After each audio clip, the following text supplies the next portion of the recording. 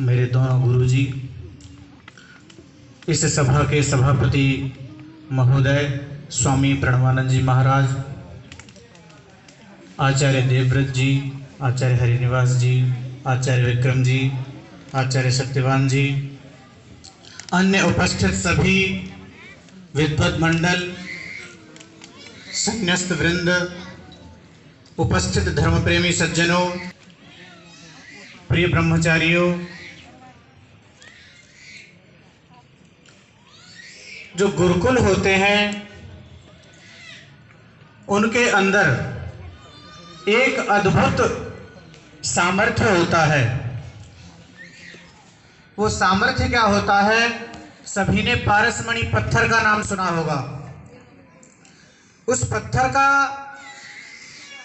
ऐसा प्रचार है समाज में कि यदि लोहा उसको छू ले तो वो स्वर्ण में परिवर्तित हो जाता है। लेकिन जब मैंने चिंतन किया तो मैंने ये पाया कि समाज में जो बच्चे पढ़ते नहीं हैं, जो बच्चे ऊधम करते हैं, माता पिता की आज्ञा का पालन नहीं करते हैं, जो समाज में नकारे हैं, उनको गुरुकुल में डाल देते हैं माता पिता। और आचार्य परिश्रम करके उस नकारे विद्यार्थी को एक योग्य उपदेशक, योग्य आचार्य अथवा एक सामाजिक व्यक्ति के रूप में तैयार कर देता है। ये है गुरुकुल पारसमणि। आपने पारसमणि का नाम सुना, मैं आपको आज प्रत्यक्ष दिखा रहा हूं। गुरुकुल प्रत्यक्ष रूप में पारसमणि है। इस गुरुकुल के अंदर बिना परीक्षा दिलवाए, किसी भी प्रकार की कोई परीक्षा नहीं दिलवाई जाती। केवल और केवल समाज के लिए धर्मोपदेशक, वैयाकरण, दर्शनाचार्य इत्यादि तैयार किए जाते हैं। हमने व्याकरण पढ़ा। पस्पशान्निक में एक ऋग्वेद का एक मंत्र है, सभी आचार्य लोग जानते हैं, जिसमें कुछ इस प्रकार की चर्चा की गई है कि बहुत से लोगों के लिए शायद वो पहली बार होगी। मंत्र है, चत्वारि वाक् परिमिता पदानि तानि विदुर ब्राह्मणा ये मनीषिणः गुहा त्रीणि निहिता नेंगयन्ति तुरीयम वाचो मनुष्या वदन्ति। इसको आप सूक्ष्म रूप में समझने का प्रयत्न करें।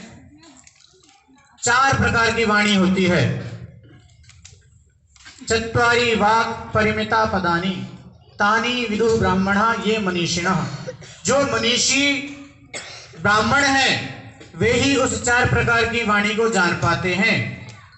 गुहा त्रीणि निहिता नेंगयन्ति। और 3 प्रकार की जो वाणी है वो गुह प्रदेश में, हृदय प्रदेश में ही प्रत्येक व्यक्ति के समाहित रहती है। वो इंगित नहीं होती, चेष्टित नहीं होती, हिलती डुलती नहीं, अर्थात प्रकाशित नहीं होती। तुरीयम वाचो मनुष्य वदन्ति।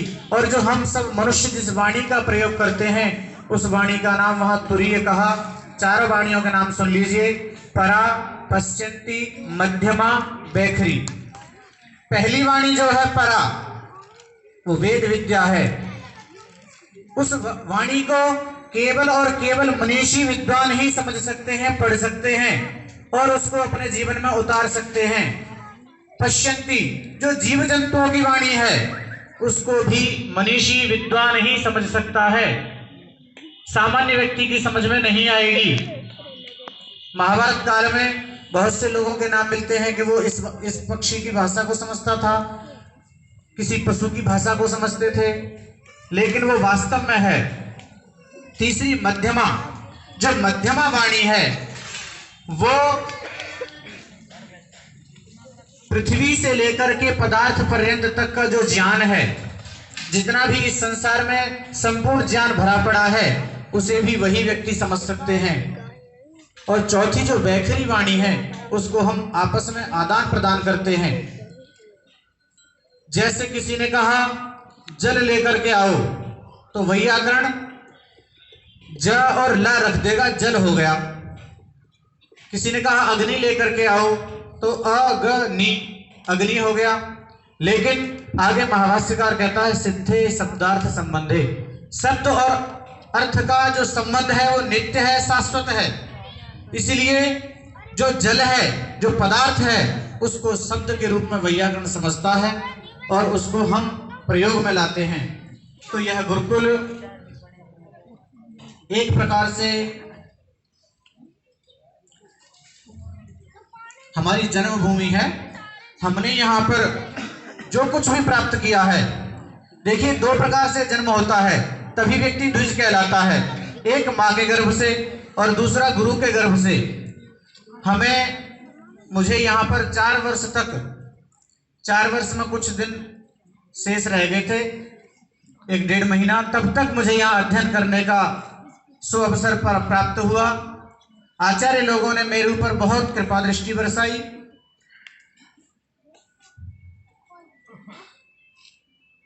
और मैंने यहाँ पर वैयाकरणाचार्य की जो पढ़ाई थी वो पूरी की। तो मैं यहाँ पर उपस्थित जो गुरुकुल के सहयोगी हैं, जो गांव के हैं, जो इस गुरुकुल को सहयोग देते हैं, जो नहीं देते हैं, मैं उन सभी का आभार व्यक्त करता हूं। और मैं दिल्ली यूनिवर्सिटी से एमए करता था, उस समय आचार्य जी से मेरा संपर्क हुआ था। मेरा कोई मन नहीं था गुरुकुल में आने का, मैं नहीं चाहता था कि मैं गुरुकुल में जाकर के पढ़ूं, लेकिन फिर वहां पर स्वामी सर्वानंद जी से मैंने विचार विमर्श किया, क्योंकि इनको मैं पहले से जानता था। तो इन्होंने कहा और मेरे पिताजी ने भी यही कहा कि आप नौकरी करना चाहते हो। आचार्य जी से भी यही शब्द कहे कि मैं चाहता हूं कि ये एक वैदिक विद्वान बनकर के समाज का कार्य करें और ये चाहते हैं कि ये नौकरी करें। तो मैंने नौकरी का त्याग पत्र दिया। मैंने कोई अब तक फॉर्म भी नहीं भरे। बहुत से लोग कहते हैं आपके पास डिग्री है, योग्यता है, आप फॉर्म भी भरिए और सर्विस में जाइए, लेकिन मैंने उस तरफ से अपना मन हटा करके केवल और केवल अपने जीवन का जो उद्देश्य बनाया है वो गुरुकुल के माध्यम से अथवा किसी भी प्रकार से समाज की सेवा करने का ही मेरे जीवन का संकल्प है। इतना ही कहकर के मैं आचार्यों का और आप सभी का बहुत बहुत कोटि सा आभार प्रकट करता हूँ। ओम शुभ।